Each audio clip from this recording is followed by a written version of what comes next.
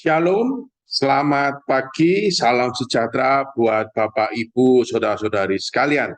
Senang kembali saya bisa menjumpai Bapak, Ibu, Saudara-saudari sekalian di dalam program pemahaman Alkitab secara online Gereja Isa Al-Masih Surabaya.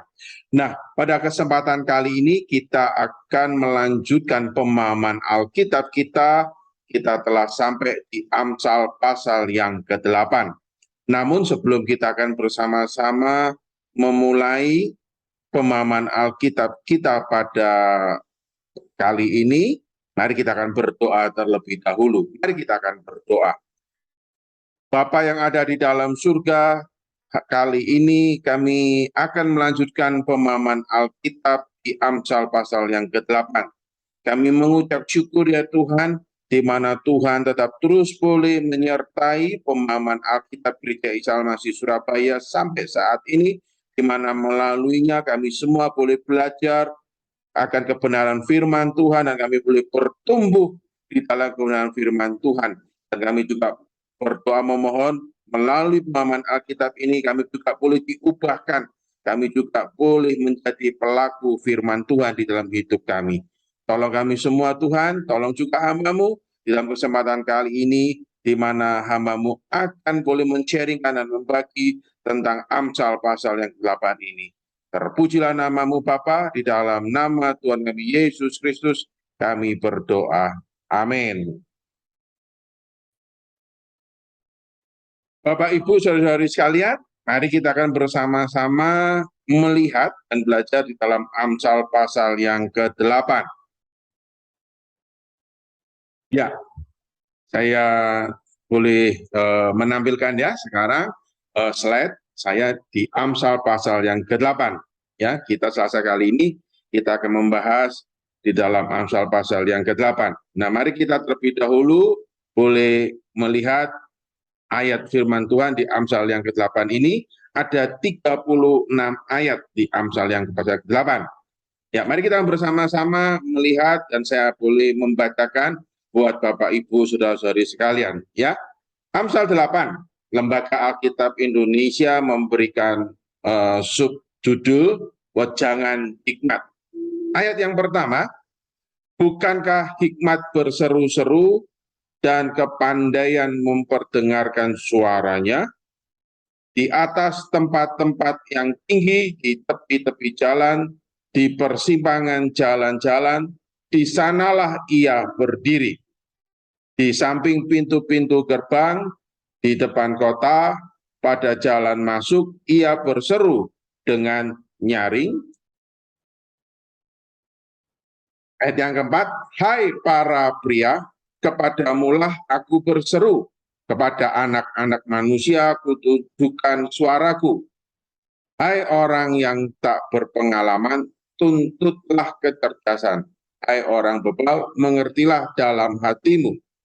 Dengarlah, karena aku akan mengatakan perkara-perkara yang dalam dan akan membuka bibirku tentang perkara-perkara yang tepat. Karena lidahku mengatakan kebenaran, dan kefasikan adalah kekejian bagi bibirku. Segala perkataan mulutku adalah adil, tidak ada yang bulat-belit atau serong. Semuanya itu jelas bagi yang cerdas, lurus bagi yang berpengetahuan. Terimalah didikanku lebih daripada perak, dan pengetahuan lebih daripada emas pilihan. Karena hikmat lebih berharga daripada permata, apapun yang diinginkan orang tidak dapat menyamainya. Aku, hikmat, tinggal bersama-sama dengan kecerdasan, dan aku mendapat pengetahuan dan kebijaksanaan. Ada yang ke-13, takut akan Tuhan ialah membenci kejahatan, aku benci kepada kesombongan, kecongkakan, tingkah laku yang jahat, dan mulut penuh tipu muslihat. Padaku ada nasihat dan pertimbangan, akulah pengertian, padakulah kekuatan. karena aku, para raja memerintah, dan para pembesar menetapkan keadilan. Karena aku, para pembesar berkuasa, juga para bangsawan, dan semua hakim di bumi. Ayat yang ke-17, aku mengasihi orang yang mengasihi aku, dan orang yang tekun mencari aku akan mendapatkan daku. Kekayaan dan kehormatan ada padaku, juga harta yang tetap dan keadilan. Buahku lebih berharga daripada emas, bahkan daripada emas tua. Hasilku lebih daripada perak pilihan. Aku berjalan pada jalan kebenaran di tengah-tengah jalan keadilan, supaya kuwariskan harta kepada yang mengasihi aku, dan kuisi penuh perbendaharaan mereka. Ayat yang ke-22, Tuhan telah menciptakan aku sebagai permulaan pekerjaannya, sebagai perbuatannya yang pertama-tama dahulu kala. Sudah pada zaman purbakala aku dibentuk pada mula pertama sebelum bumi ada. Sebelum air samudra raya ada, aku telah lahir. Sebelum ada sumber-sumber yang syarat dengan air. Sebelum gunung-gunung tertanam dan lebih dahulu daripada bukit-bukit, aku telah lahir. Sebelum ia membuat bumi dengan padang-padangnya atau debu dataran yang pertama, ketika ia mempersiapkan langit, aku di sana. Ketika ia menggaris kaki langit pada permukaan air samudra raya, ketika ia menetapkan awan-awan di atas, dan mata air samudra raya meluap dengan deras. Ketika ia menentukan batas pada laut, supaya air jangan melanggar titahnya, dan ketika ia menetapkan dasar-dasar bumi, aku ada sertanya sebagai anak kesayangan. Setiap hari aku menjadi kesenangannya, dan senantiasa bermain-main di hadapannya. Ayat yang ke-31, aku bermain-main di atas muka buminya, dan anak-anak manusia menjadi kesenanganku. Oleh sebab itu, hai anak-anak, dengarkanlah aku, karena berbahagialah mereka yang memelihara jalan-jalanku. Dengarlah didikan, maka kamu menjadi bijak, janganlah mengabaikannya. Berbahagialah orang yang mendengarkan daku, yang setiap hari menunggu pada pintuku, yang menjaga tiang pintu gerbangku. Karena siapa mendapatkan aku mendapatkan hidup, dan Tuhan berkenan akan dia. Yang ke-36, tetapi siapa yang tidak mendapatkan aku merugikan dirinya. Semua orang yang membenci aku mencintai maut. Ya, sampai demikian pembacaan firman Tuhan kita di Amsal yang ke-8. Nah, Bapak Ibu saudara-saudari sekalian, kalau kita selama ini mengikuti pemahaman Alkitab dari Amsal pasal yang pertama sampai pasal yang ke-7, yaitu minggu yang lalu. Nah, ketika masuk di Amsal yang ke-8 ini, kita melihat bahwa Amsal ke-8 ini dimulai dengan, mungkin bisa saya katakan berbeda dengan pasal-pasal sebelumnya, yang dimana kali ini dia, hikmat itu berbicara, dia mempersonifikasikan dengan sebagai seorang, seakan sebagai seorang manusia, gitu ya. Ya, jadi bukan seperti seorang ayah yang memberikan nasihat kepada anaknya, bukan sebagai seorang guru pada muridnya, tetapi hikmat itu sekarang sendiri memberikan pengajaran kepada dunia. Nah, kalau di dalam bahasa Ibrani, ya, setiap kata itu ada yang disebut dengan gendernya, ya. Nah, di dalam bahasa Ibrani itu hanya ada dua gender, yaitu maskulin dan feminin.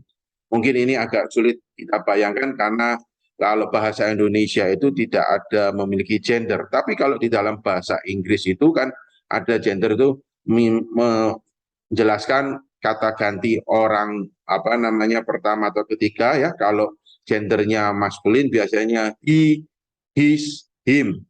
Kalau gendernya feminim itu biasanya she, her gitu ya. Kalau di Inggris itu ada gender yang ketiga yaitu gender yang netral seperti it, them gitu ya. Nah, tapi kalau di dalam bahasa Ibrani itu hanya ada dua gender, maskulin dan feminim. Nah, hikmat itu di dalam grammarnya itu dia memakai kata-kata yang gendernya adalah feminim.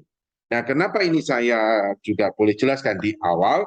Karena hikmat ini yang memakai gender feminim ingin mengatakan merupakan sebuah personifikasi dari seorang wanita yang dimana harus dikasihi, ya wanita harus dikasihi, dimuliakan, bahkan harus dinikahi. Artinya betul-betul seperti seorang istri gitu, yang harus bersama-sama. Ya, jadi hikmat itu gambarnya adalah betul-betul dia harus betul-betul dikasihi, dimuliakan, dan bahkan harus ada dalam hidup kita seperti kita menikah ya, seumur hidup kita. Kan? Nah, di kitab Amsal ini juga mencakup beberapa perbandingan yang menarik ya ketika menggambarkan hikmat. Dia sebagai seorang wanita yang mulia, wanita yang betul-betul harus dikasih, wanita yang betul-betul harus dimuliakan dengan kalau dalam pasal-pasal sebelumnya bicara tentang pelacur gitu kan atau wanita bodoh ya.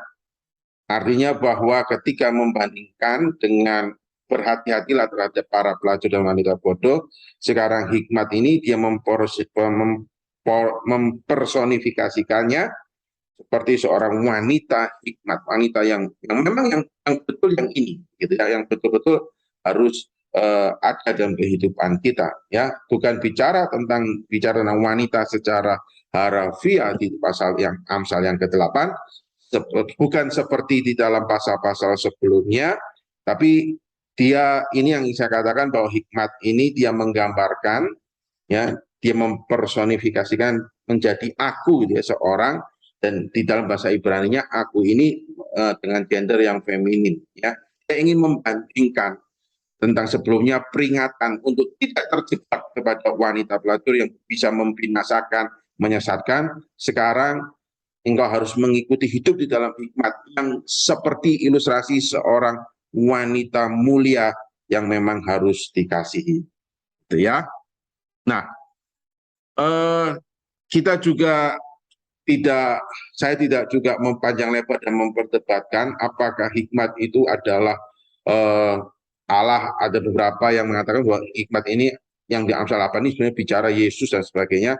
Tetapi kita semua tahu bahwa hikmat itu merupakan atribut dari Tuhan yang dipersonifikasikan untuk ilustrasi. Ya, jadi saya membatasi untuk tidak terlalu banyak membahas tentang apakah hikmat itu adalah Allah Tritunggal, apakah hikmat itu juga adalah Yesus yang hadir di Amsal dan sebagainya. Saya tidak akan membahas itu, saya tidak akan mengupas di dalam segi itu, karena saya akan mengupas dari isi Amsal yang ke-8 ini. Ya. Nah, tetapi kita juga tahu bahwa hikmat itu tidak dapat dipisahkan dari Tuhan, karena hikmat adalah bagian dari Tuhan. Ya. Nah, Amsal yang ke-8 ini secara garis besar overall, secara keseluruhannya garis besarnya adalah merupakan isi yang pujian kepada hikmat dan memberitahukan kita berulang-ulang betapa pentingnya hikmat dan di mana kita dapat menemukan hikmat tersebut. Nah, maka mari sekarang kita melihat, ya, saya mencoba untuk memberikan sebuah tinjauan yang secara praktis, gitu ya, dari Amsal 8. Nah, saya mencoba membaginya dari ayat yang pertama sampai ayat yang keempat, gitu ya. Jadi Amsal yang pertama sampai ayat yang keempat, gitu kan. Nah, di dalam sebelumnya Amsal pasal 2 ya keempat itu digambarkan bahwa hikmat itu sangat sukar untuk dijumpai, ya. Terkadang hikmat itu sangat sukar untuk dijumpai, tetapi di sini justru digambarkan dia sukar untuk dihindari. Kita tidak perlu sukar-sukar mencari karena kehadirannya sangat jelas.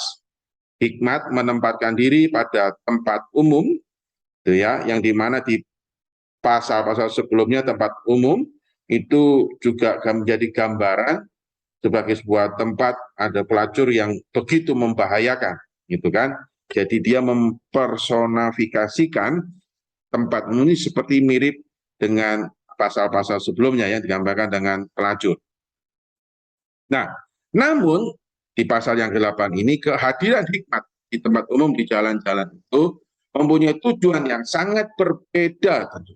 Ya, kalau dalam pasal sebelumnya kehadiran pelacur itu membinasakan orang, sementara hikmat menuntun dan membebaskan. Hikmat menuntun di dalam membuat keputusan, ya, digambarnya sebagai seperti orang yang ada di persimpangan jalan, di mana keputusan itu harus dibuat, bukan ketika orang ada di persimpangan jalan. Nah, sebuah hikmat itu dibutuhkan di sini untuk membuat sebuah keputusan yang tepat. Itu menjadi gambaran di dalam ayat 1 sampai ayat yang keempat. Ya. Nah, memohon hikmat, setiap orang itu dipanggil seharusnya dia memohon hikmat. Nah, permohonan hikmat adalah sebuah universal, sebuah panggilan kepada semua orang. Bukan untuk orang-orang tertentu saja yang memohon hikmat, yang lain, enggak perlu lah, enggak penting. Bukan. Ya, jadi permohonan hikmat juga merupakan sebuah panggilan kepada semua orang. Karena apa? Karena tidak ada orang yang dapat hidup tanpa dia, dan dengan sukacita dia memberikan dirinya itu tanpa syarat. Nah, sekarang kita lanjut di dalam ayat yang ke-5 ya, sampai ayat yang ke-11.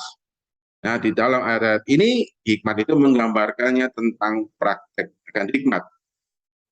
Kita lihat bahwa ketika kecerdasan yang disalahgunakan akan bisa menjadi sebuah penipuan, kelicikan, dan tipu muslihat. Dan di dalam ayat yang ke-6, hikmat sedang mengatakan bahwa kata-katanya itu adalah benar dan indah, di mana mempunyai makna bahwa tidak ada arti yang tersembunyi. Hikmat menyangkal kata-kata yang membingungkan. Betapa beda dengan janji yang diberikan oleh setan dan para pembantunya, kan? Sebuah kata yang tidak biasa dipakai untuk mulut dipergunakan dalam ayat yang ke-7 ini. Kata ini juga dipakai di pasal 5 yang ketiga yang membahas tentang mulut itu digambarkan tentang ciuman yang licin seperti minyak dari wanita asing. Nah, mulut hikmat tidaklah seperti itu. Apa yang diucapkan oleh hikmat adalah benar. Dusta merupakan sebuah kebencian hikmat. Ya. Ayat 8 menekankan ayat 7 ini diucapkan dengan cara yang berbeda. Ya. Hikmat tidak akan menyesatkan orang. Dengan kata lain, dia dapat dipercaya, dia memimpin kepada kebenaran. Orang bijaksana melakukan hal yang benar secara alamiah dan sadar bahwa hikmat mudah untuk dipelajari. Sementara tidak bagi orang bodoh, di mana menganggap hikmat adalah hal yang aneh dan sukar untuk dilakukan. Nah, ayat yang ke-11 menjelaskan tentang betapa kayanya hikmat melebihi emas dan perak. Dia mendorong kita untuk menjadikan hikmat itu berharga dan menjadi standar hidup. Karena sesungguhnya hikmat itu jauh lebih berharga dari harta dunia yang mungkin paling berharga sekalipun. Ya, logam-logam mulia digambarkan seperti emas, perak, dan juga permata. Emas, perak, dan permata adalah benda berharga dan langka, kan? Tidak dibuat oleh tangan manusia, dia ada. Makanya itu merupakan penambangan ya, tambang emas seperti yang ada di negara kita, yang ada di Freeport ya, tidak bukan seperti sebuah peternakan atau pabrik emas. Itu sudah ada dengan menjadi kekayaan alam yang ada. Barangnya sudah ada, tinggal dibentuk aja, dibuat, apakah menjadi cincin, apakah menjadi emas batangan dan sebagainya. Tapi maksudnya adalah emas itu sendiri kan tidak dibuat oleh tangan manusia, ya, dan juga tidak mudah diperoleh. Ya, kita lihat bahwa emas itu karena tidak mudah diperoleh menjadi juga perebutan banyak orang. Nah, tapi kali ini kita tidak akan membahas tentang emas dan persoalan-persoalan yang timbul emas itu.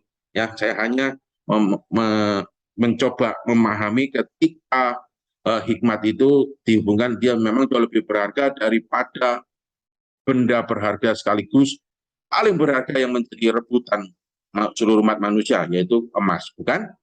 Ya, tapi kita tidak akan bicara tentang emas itu. Ya, kita akan bicara tentang Amsal 8 ini, tentang hikmat ini, kekayaan hikmat. Ya. Nah, demikian juga dengan hikmat.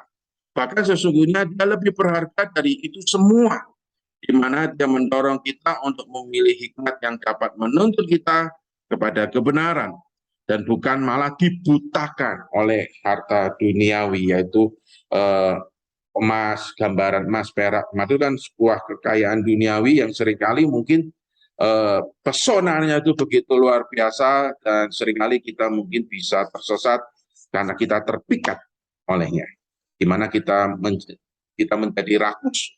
Bukankah kadang-kadang karena buta itu kita itu kita menjadi rakus, kita menjadi egois, kita menjadi lupa segalanya, ya, dan bahkan nilai manusia itu jauh lebih rendah ketika kita mulai dibutakan oleh pesona yang menyesatkan dari benda-benda harta duniawi tersebut.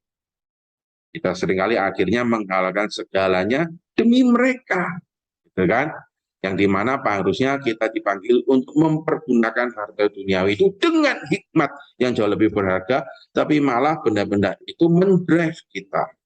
Kita menjadi hamba daripada harta benda duniawi tersebut. Bukankah demikian? Ini yang juga menjadi pergumulan daripada saya secara pribadi, ya, apakah saya lebih menyukai hikmat atau jangan-jangan saya lebih percaya kepada emas dan perak dan saya tidak suka akan hikmat. Karena ini menjadi pergumulan saya, dan ini menolong saya pribadi ketika saya mulai membaca merenungkan Amsal yang ke-8 ini. Ya, yuk mari kita lanjut kembali.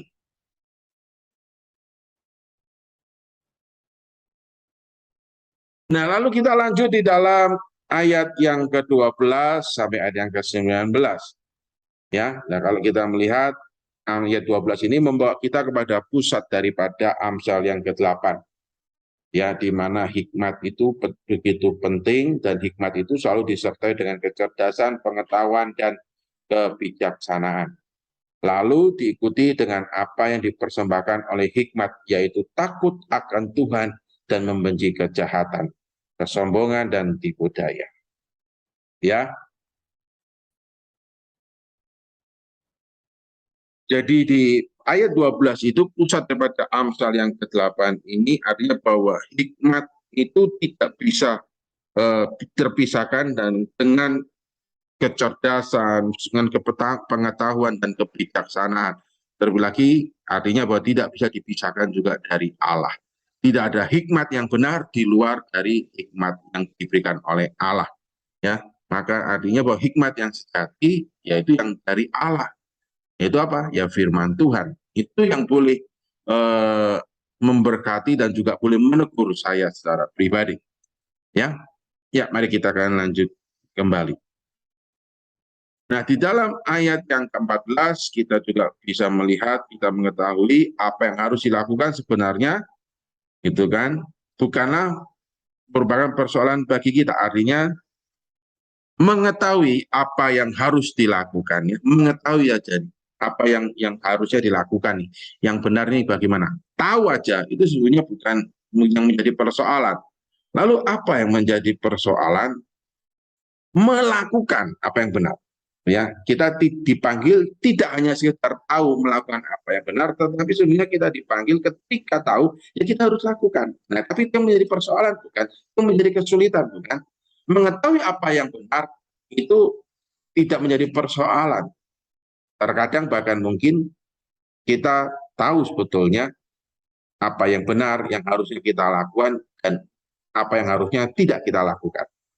Akan tetapi melakukan apa yang benar dan menjauhi apa yang salah, bukankah seringkali kalau kita melihat ke dalam diri kita masing-masing, itu merupakan kesulitan. Kita justru lebih mudah melakukan apa yang salah. Kita lebih tergoda untuk melakukan apa yang salah di mata Tuhan.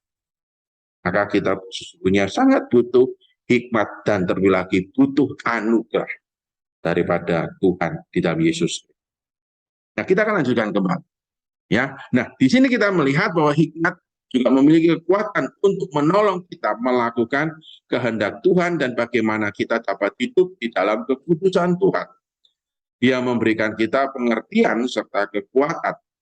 Nah, ayat yang ke-15 sampai yang ke-17 ini ingin menggambarkan tentang kekuatan Salomo dalam memimpin sebuah negara, kekuatan yaitu hikmat Tuhan. Dan adalah suatu berkat jika suatu bangsa itu memiliki pemimpin yang bijaksana, pemimpin yang boleh mendasarkan hidupnya kepada hikmat Tuhan, pemimpin yang bijaksana artinya pemimpin yang juga takut akan Tuhan dan mencintai hikmat Tuhan. Di akhir ayat yang ke-17 menggambarkan juga bahwa hikmat harus secara aktif untuk dicari. Ya, di awal ayat digambarkan bahwa hikmat itu sulit untuk dihindari. Dengan kata positif, bahwa hikmat itu sangat mudah untuk didapatkan. Ya, tetapi ayat yang ke-17 juga menggambarkan meskipun dia tidak sukar untuk ditemui, tetapi kita dapat kehilangan dia kalau kita terus menghindari. Artinya bahwa memang hikmat itu tidak sukar untuk ditemui, tetapi kita juga harus secara aktif untuk mencari. Dia tidak sukar untuk ditemui, bukan berarti lalu kita tidak mencari juga, gitu kan.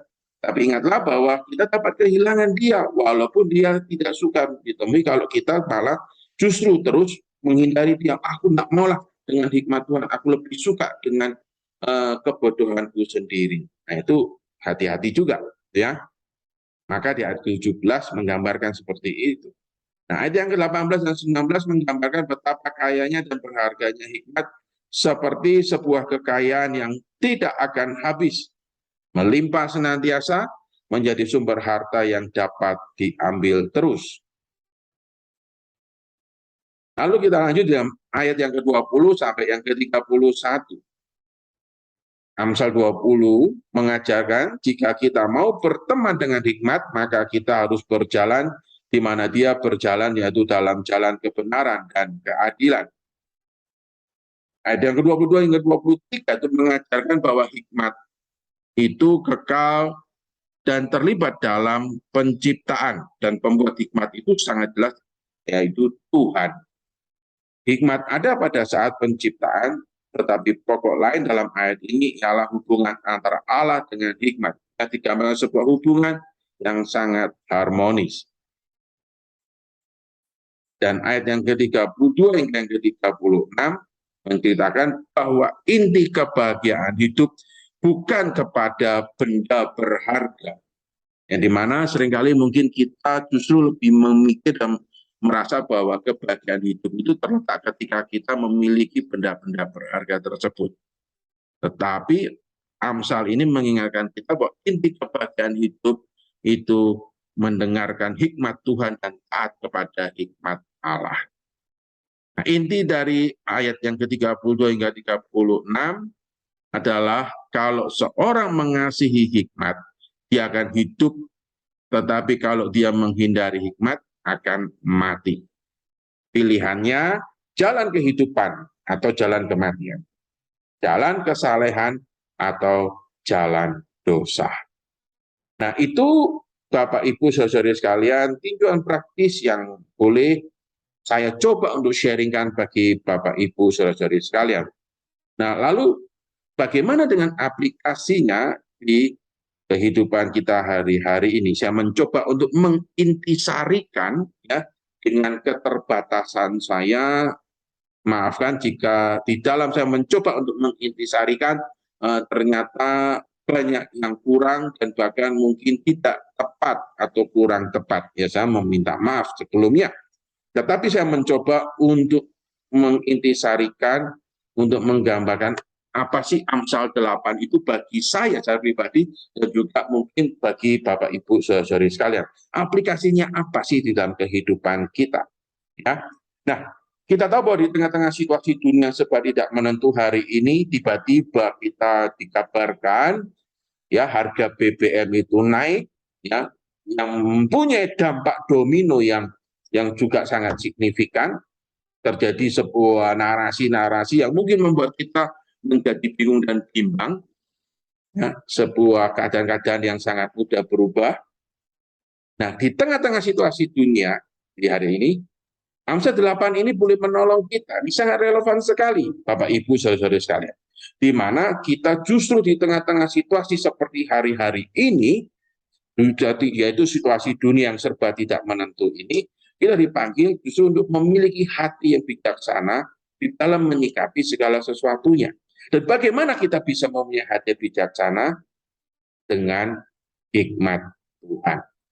Kalau tidak, ya kita semua, saya akan mudah hanyut oleh derasnya arus dunia ini yang membawa kita justru semakin jauh dari Tuhan.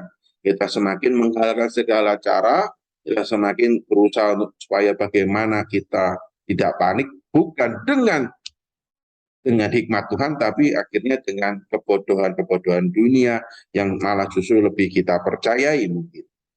Ya, jadi ayat ini menolong kita untuk kita kembali bagaimana memiliki hati yang bijaksana. Ya, firman Tuhan juga mengajarkan kita untuk Tuhan mengajarkan, ajarlah kami menghitung hari-hari kami agar kami peroleh hati yang bijaksana.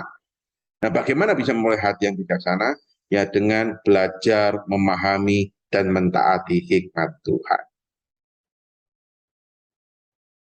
Saudara, yang kedua, jika kita tidak punya hati yang bijaksana, kita akan mudah sekali kecewa.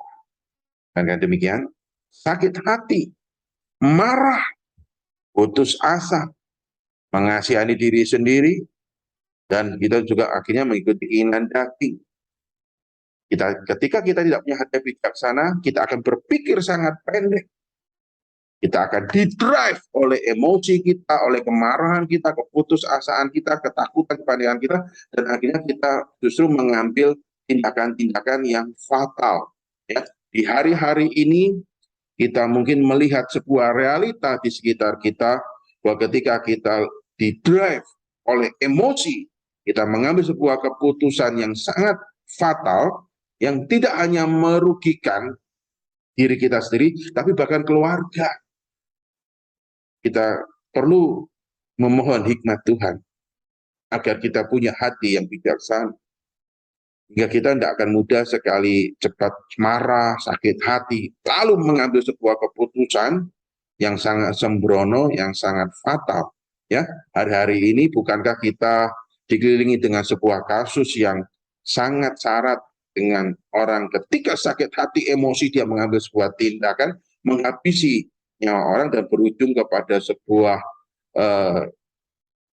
efek fatal, konsekuensi fatal yang sebetulnya sangat merugikan banyak orang. Nah, hikmat yang sejati itu diperoleh melalui sebuah hubungan karib dengan Tuhan. Amsal 8 juga menekankan bahwa bagaimana kita bisa memahami dan melakukan hikmat, memiliki hikmat. Ya kita harus mempunyai sebuah hubungan relasi yang dekat, hubungan karib gitu ya dengan Tuhan, karena Dia adalah sumber hikmat. Tidak ada hikmat yang sejati, hikmat yang benar di luar Tuhan, karena Tuhanlah satu-satunya sumber hikmat yang benar dan sejati. Di luar itu hanyalah sebetulnya kebodohan, ya, sebuah filosofi yang justru sebetulnya seakan-akan pesonanya lebih indah, tetapi sesungguhnya itu menyesatkan. Hanya hikmat yang benar dan juga indah. Dan Tuhan memberikan itu dengan tanpa syarat. Dan kita juga dipanggil untuk mencarinya dengan aktif, itu dengan bergaul akrab karib. Punya relasi yang hidup dinamis dengan Tuhan. Maka kita dipanggil juga mau merenungkan firman Tuhan senantiasa agar kita bisa belajar, diproses ya untuk terlatih dan memiliki kebijaksanaan yang sejati. Cara seorang anak dia bisa sampai ke S3 itu tidak ujuk-ujuk, bukan tidak hari ini dia langsung tiba-tiba bisa S3. Dia harus mengalami pembelajaran, dia harus diproses, tidak harus dilatih, harus melalui ujian, tahapan-tahapan. Tidak ada yang namanya shortcut. Dia harus melalui tahapan dari kelas 1 sampai SMP, SMA, strata 1, yang akhirnya untuk sampai akhirnya bisa menjadi sebuah profesor. Ilustrasi ini saya juga ingin gambarkan tentang kehidupan, bagaimana kita bisa terlatih dan mempunyai hati yang bijaksana, yaitu proses. Saya teringat dengan sebuah ilustrasi. Ya, suatu kali ada seorang yang sangat senior yang cukup berhasil dalam hidupnya. Ya, ketika dia merayakan di ulang tahunnya dia yang ke-70 tahun, ya di tengah-tengah keberhasilannya, dia ditanya oleh seorang wartawan yang hadir yang meliput pestanya karena dia juga menjadi seorang public figure yang sangat berhasil. Wartawan ini bertanya, "Pak, boleh bagi enggak rahasia bagaimana Bapak bisa seperti ini, bisa sangat bijaksana, bisa sangat pandai, bisa berhasil dan sebagainya." Nah, Bapak ini hanya menjawab ini, ya, dengan mengambil keputusan yang tepat. Lalu wartawan ini mengejar, "Pak, bagaimana sih caranya supaya bisa mempunyai keputusan yang tepat?" Nah, Bapak ini mengatakan, "Waktu, pengalaman." Lalu wartawan ini juga mengatakan, kira-kira apa Pak bicara tentang waktu dan pengalaman? Pengalaman yang bagaimana Pak? Gitu kan? Yang di dalam waktu itu supaya bisa mempunyai keputusan yang tepat. Bapak ini mengatakan keputusan yang salah. Seorang harus terlatih, ya. Ada kalanya dia bisa mengambil keputusan yang salah.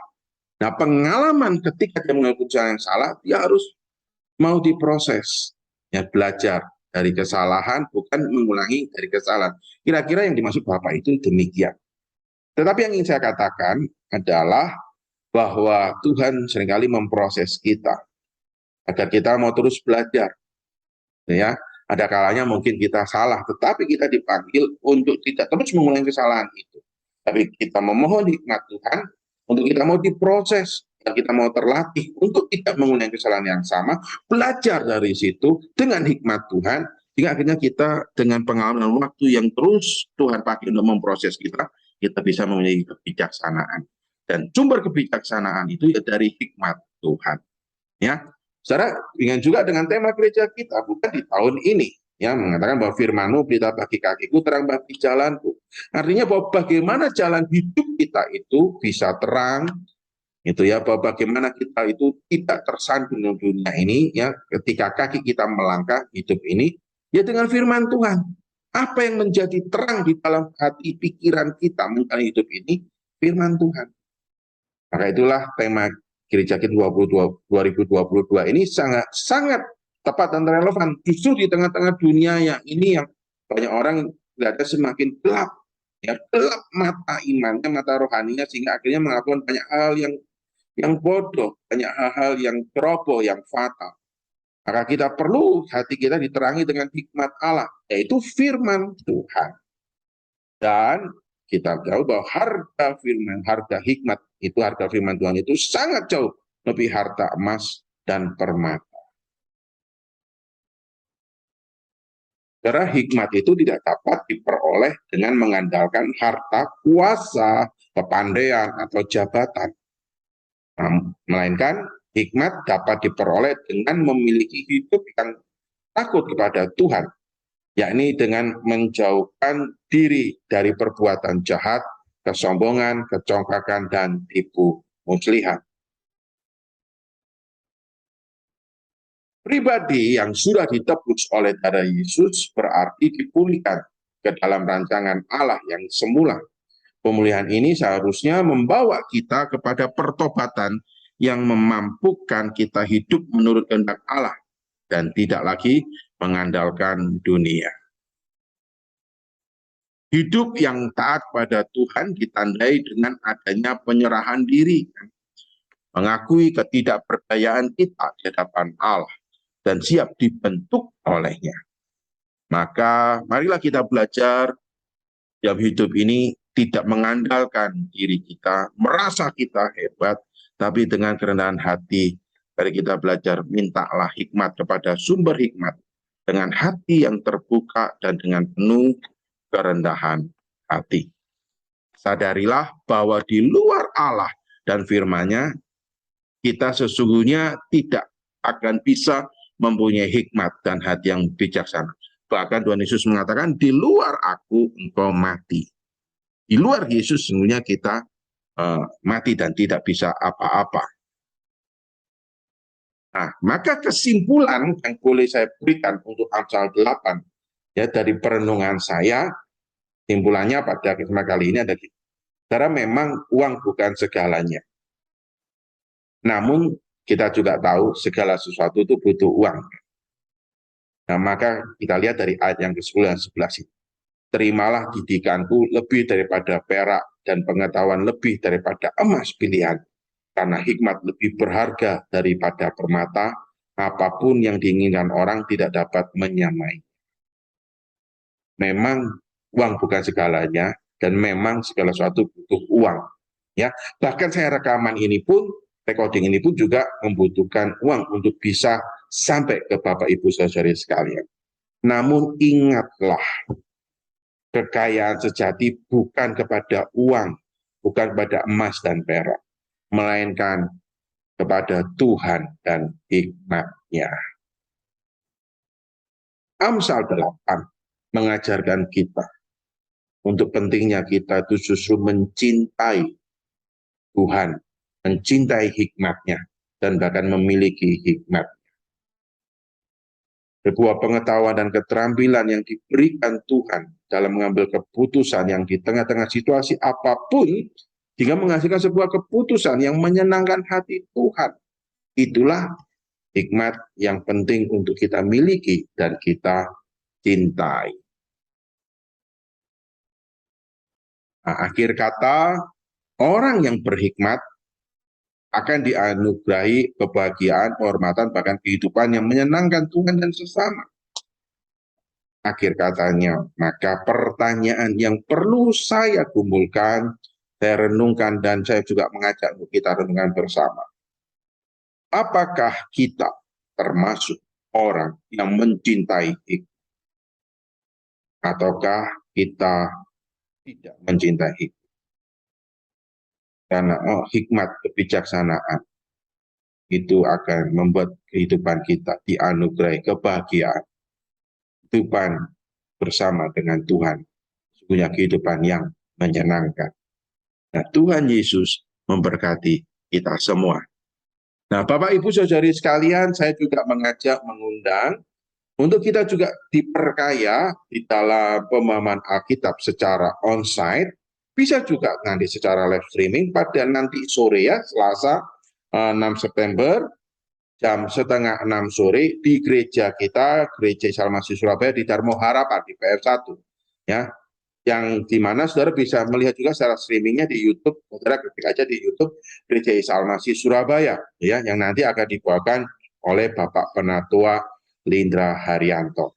Nah, saya mengajak kita juga untuk bisa mengikuti pemahaman Alkitab ini secara onsite. Nah, demikian Bapak Ibu saudari sekalian, kita boleh diberkati dan saya boleh men-sharingkan firman Tuhan pada kesempatan siang kali ini. Tuhan Yesus memberkati. Mari kita akan berdoa sama-sama. Ya Tuhan, tolonglah kami, berikanlah kami hikmat-Mu di dalam kami menjalani hidup ini, agar kami boleh mencintai hikmat-Mu Tuhan, dan bagaimana kami boleh mengaplikasikan dalam hidup ini. Tolong juga sebentar sore dalam pemahaman Alkitab secara onsite dan live streaming, Tuhan juga menyertai hingga boleh memberkati kami semua. Tolong juga Bapak Penatua Lindra Haryanto, berikan hikmat-Mu, pimpinan kekuatan kesehatan, agar boleh membagikan berkat firman Tuhan di dalam Amsal ke-8 ini bagi kami semua. Terpujilah nama-Mu Bapa, di dalam nama Tuhan kami Yesus Kristus kami berdoa. Amin. Selamat siang, shalom, Tuhan Yesus memberkati kita semua.